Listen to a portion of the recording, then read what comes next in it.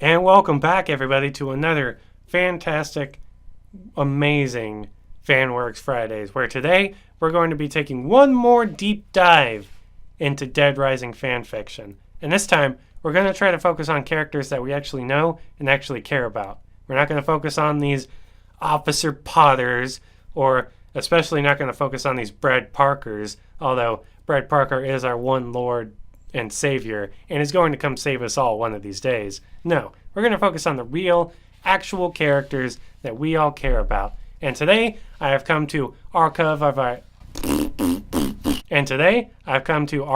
Our Own to look at the fanfiction selection that they have there, seeing as it's like one of the grandchildren of fanfiction.net.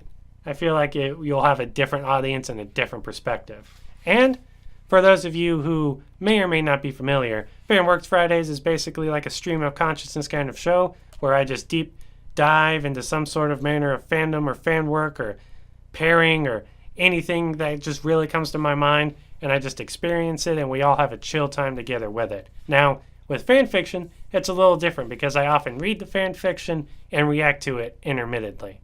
So, let's get right into it. Now, this time I decided to find all the Dead Rising stories I can before getting into the show, because I can only pull off that bit once. And not to my surprise, what am I talking about? There are only 32 stories of Dead Rising on all of Archive of Our Own. And that's not surprising to me because there were only like 169 and fanfiction.net, and being that's the more popular fanfiction site, I wouldn't be surprised if it had more. So, let's get right into it. Let's find something good. And unsurprisingly, there are also a bunch of short ones. Well, not this one. It's 3 chapters, but 21,000 words long. So we're probably not going to get into that. Also, it has a bunch of other characters in it that aren't Dead Rising characters. Actually, a lot of these do. Let's find one that maybe doesn't.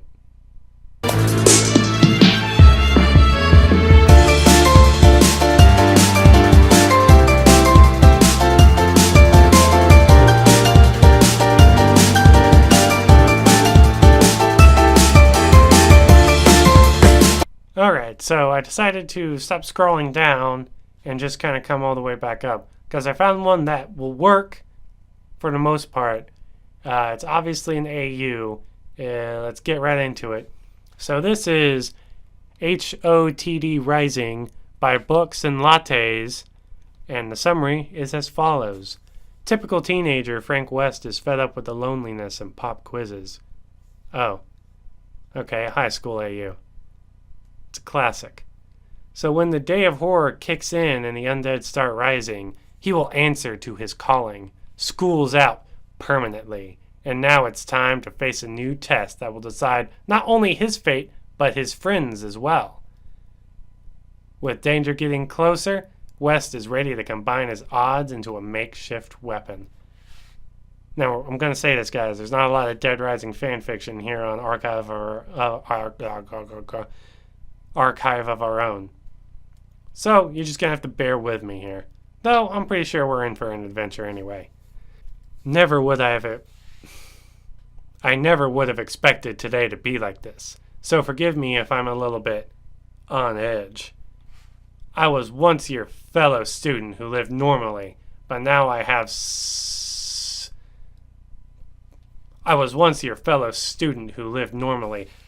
have to be someone else, because in just a few hours, the city was already starting to reverse the population number, one by one, in such a short time. Step foot anywhere near here, and you wouldn't see your common citizen on their way to school, talking to a friend or living their life. No, instead, you would have already regretted knowing you should have stayed back in Kansas. That's a really specific, state to point out. Why Kansas? Why not, Missouri? Heck, why even Delaware? I mean, no one lives in Delaware, and anyone who's ever said they lived in Delaware is probably lying. But still, you could have at least pretended. that Delaware was a real place. And, oh, nope. Instead, you would have already regretted knowing you should have stayed in Kansas. Buildings were pouring out with smoke, and from the inside rested something more chaotic. Streets were filled with screams, hasty escapes, and blood. And where I'm at right now, where it hits close to home, there's nothing left to hold on to because it's being ripped away. And pretty soon, if I don't start wising up, so will my throat. The way I see it, it was either fend for yourself or team up. Morals are to be tested. Sanity is set past its limits. And bodies were to be morphed into something horrifying and cannibalistic. With his corpse right in front of us, covered in cloth and yet reeking of death as he changed not even too long ago. Already, my life is up for grabs, and so is hers. But I'm not going to let that happen. I may never have been a hero, a survivor in any situation, or even someone important. But if there's one thing I got that nobody else has,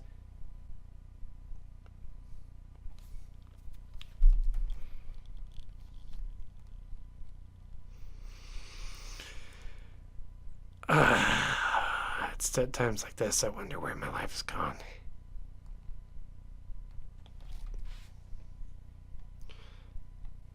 Is that I've covered school, you know. Tension's thick. Trust is beginning to die down. And the groans and shuffles are right outside of our only exit. These things were once human, and now they only carried rotting skin and flesh between their teeth. Me? I got me a girl to protect. A baseball bat, my camera, and anything else I can get my hands on. The world needs to know the truth. My name is Frank West, and I'm fixing to swing away and teach you today's lesson. Survive.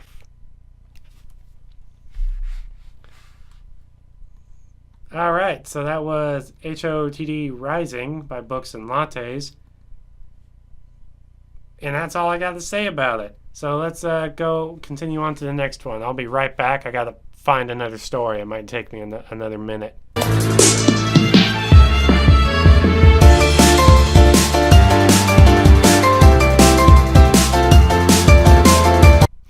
And we found it. This one is called Nightmares by Candy Eyeballs. Its description is, Frank has a nightmare, and Brad makes him breakfast. Very simple concept. Author's note. Hey, this is my first fic here in AO3. I never understood why it's shortened out that way. If someone could explain that to me, that'd be phenomenal. And I really love Dead Rising. Unfortunately, the DR fics already on here aren't very good from what I've seen. Hope this one is. Enjoy! You're not wrong about that, Candy Eyeballs. They are not good. So far. But let's check out yours and hope that it kind of breaks the crowd. Too late. He was too late. He didn't even get to hear his last words. Brad's mangled body lay on the floor of the parking garage. A huge nasty gash cut clean through his stomach, the reddish pink of internal organs exposed to the cold air. Parts of his arms and neck were stripped clean, down to the bone, glistening in the dim light of the flashlight. The light in Brad's eyes were gone. The incessant groans of the infected rang out all around them. They were the ones who had killed him. Killed Brad. Technically it was Carlito, but Frank hardly even registered his own tears. He was completely and utterly speechless. The flashlight in his hand clattered to the floor and rolled into the foot of a zombie not that far away. Frank had covered many, many stories, even wars. You know. He'd seen things like this, but it never bothered him. He'd always been detached, but this was so much different. He's become attached to Brad, attached to Jesse, to Isabella, even Otis, the old janitor, and the other survivors. He liked Brad. He had even been planning to ask him out when all of this horrible zombie nonsense had blown over. He'd finally found a kind and wonderful man that he wanted to be with. But now, he'd never get the chance. Frank would never get the chance to hold Brad's hand, to laugh with him, to be with him beyond the professional stance. Brad Garrison, the one man he wanted to be devoted to, was dead. A dozen pairs of destroyed hands clawed at Frank, ripping at his clothes and dragging him away from Brad's broken body. He was dragged into the center of the group of them. They were clawing at his clothes, his skin, biting him, mindlessly gorging themselves on him like he was a Thanksgiving turkey. He didn't scream, he didn't move, he just laid there and cried as he slowly felt himself leave his body. Frank jerked upright in bed, covered in a thin layer of cold sweat, shaking uncontrollably. He swallowed the lump in his throat and looked over to his side, seeing the other side of the bed empty. Panicking, he threw off the sheets and ran out of the bedroom. Coming to a stop in the kitchen, there, sitting at the kitchen island, was Brad, his fellow Willamette survivor and his boyfriend of 3 years. Congratulations. Brad looked up from the morning paper to see his boyfriend standing in the kitchen doorway, eyes wide and crying. He stood and walked to him, wrapping his big, strong arms around the tired journalist. Sorry about that. Morning, Sleeping Beauty. You okay? Brad looked at Frank, worry set in those beautiful brown eyes. Frank wiped the tears from his eyes and laughed. Yeah, I'm okay now. Just a nightmare. Probably triggered from the news about what happened in Vegas the other day. All those people. You want to talk about it? Frank shook his head and closed the gap between them, hugging Brad tight. I'm good, honey, he sighed. Brad smiled and planted a kiss on the shorter man's head. What's for breakfast?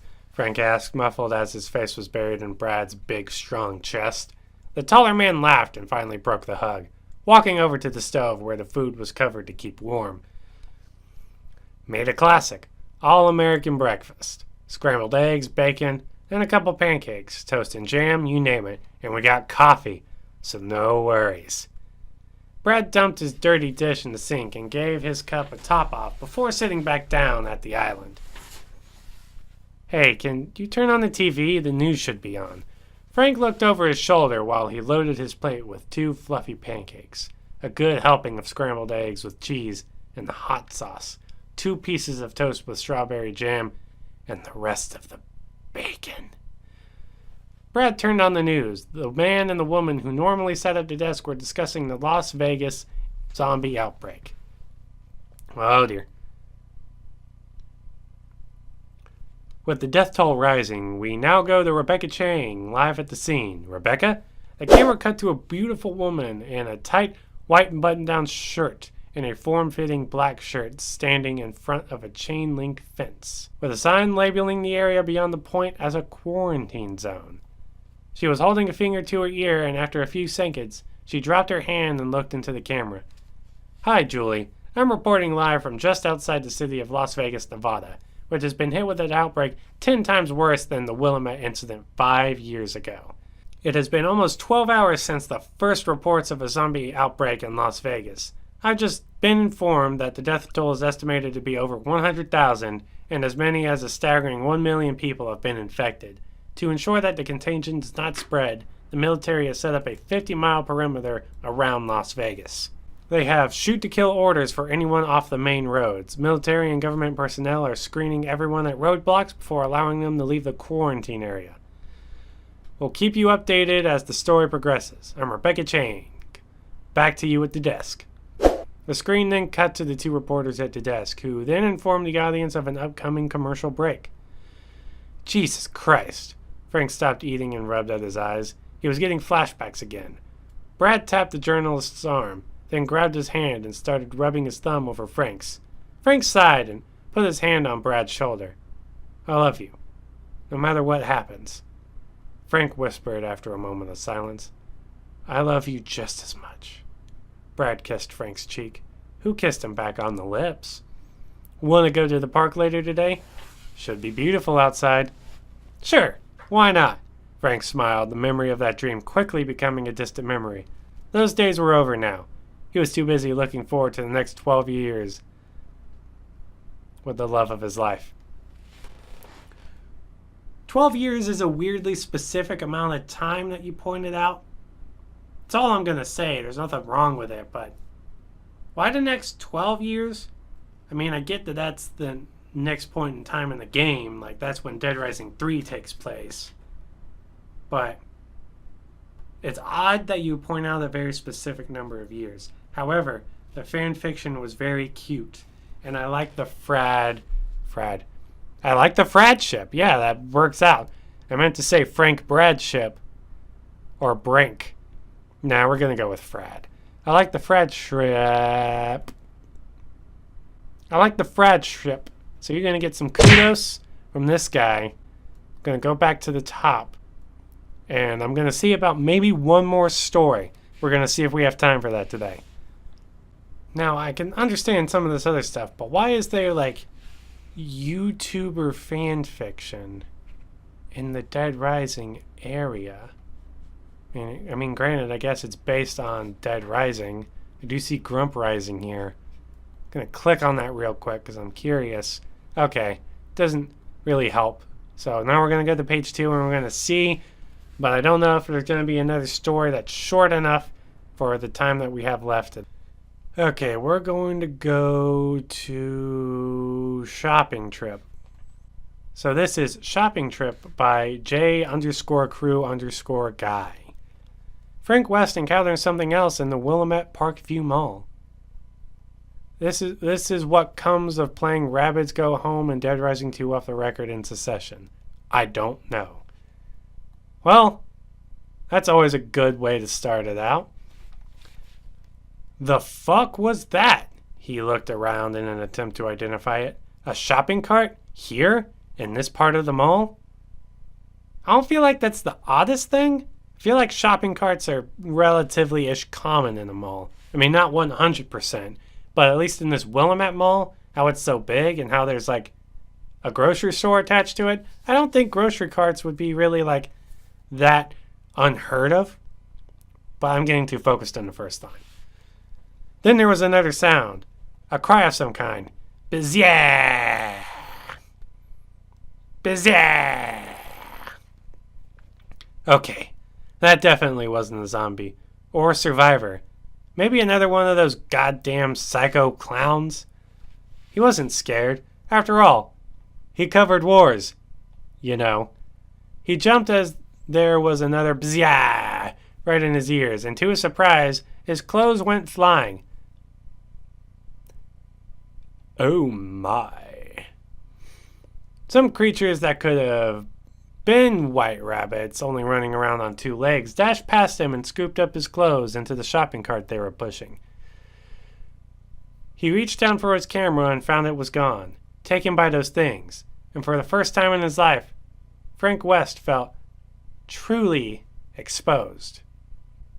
I could see this going somewhere. I mean, heck, they made Mario plus Rabbids Kingdom Battle, and if they can make that, they can make Dead Rising 5 Rabbit Uprising. Yeah. But I think that's all we've got time for today. Actually, I know that's all we've got time for today. So, thank you for joining me, everybody, on this another wonderful fan fiction-y journey of Fanworks Fridays. And unfortunately, that's all we got time for today. Maybe we'll come back and we'll explore some of this other much more obscure-ish Dead Rising fan fiction. But until now, thank you everybody for joining me on this another great Fanworks Friday journey. And remember, every video is a party. And you're all invited to the next one. Thank you, and I'll catch you later.